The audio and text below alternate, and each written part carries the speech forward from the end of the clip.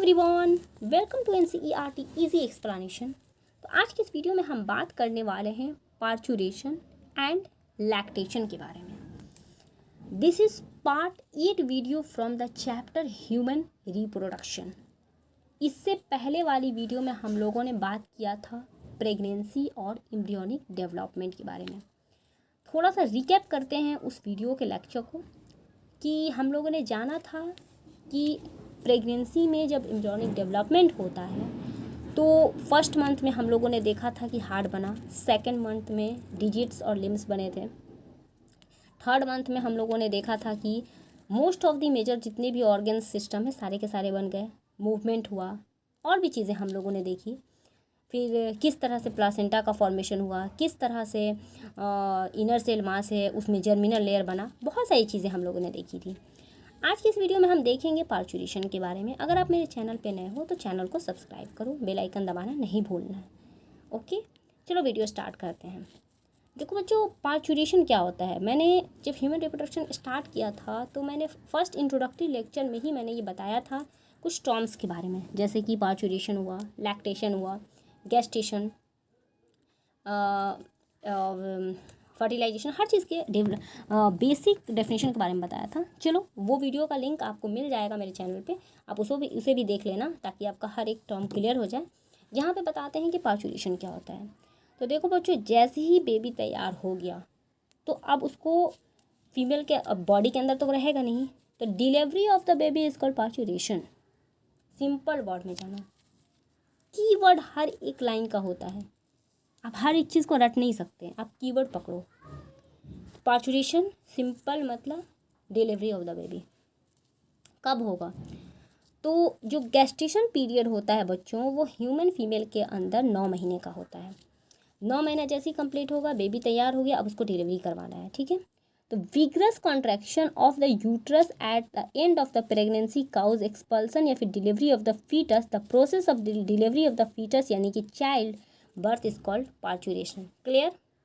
अब देखो, parturition is induce by a complex neuro endocrine mechanism. ये क्वेश्चन आया हुआ था नीट में कि जो पार्चुरेशन होता है वो उसमें कौन कौन से चीज़ें इन्वॉल्व होती हैं। क्या वो सिर्फ एक एंडोक्राइन मैकेनिज्म है, क्या वो एक न्यूरल मैकेनिज्म है, क्या वो कॉम्प्लेक्स न्यूरो एंडोक्राइन मैकेनिज्म है, या इनमें से कोई नहीं। तो ऑफकोर्स न्यूरो एंडोक्राइन मैकेनिज्म है वो। The signal for parturition originate कहाँ पे से ओरिजिनेट करेगा?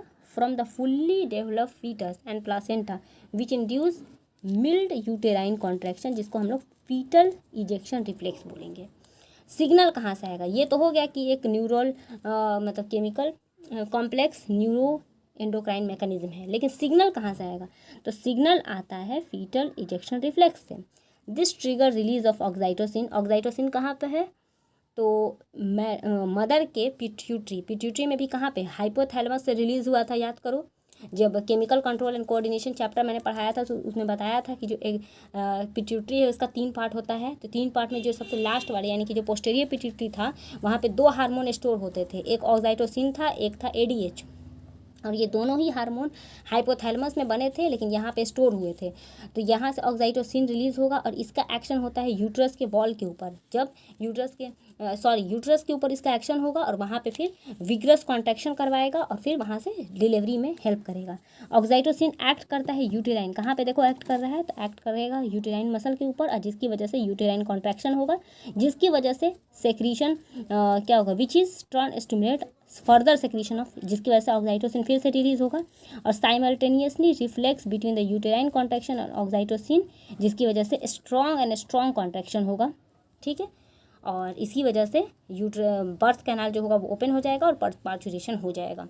Soon after the infant is deliver, placenta is also expelled out from the uterus. यानी कि जब डिलीवरी होता है बेबी का तो जो प्लासेंटा रहता है, जो फॉर्म हुआ था, वो भी बेबी के साथ ही बाहर आ जाता है। और अगर नहीं आएगा तो प्रॉब्लम है, अगर नहीं आता है तो डॉक्टर वैसे कंडीशन में अगर मान लो कुछ प्लासेंटा का कुछ भाग अगर रह गया फीमेल के अंदर तो फिर उसको निकाला जाता है, वरना वो आगे चल के हार्मफुल होता है।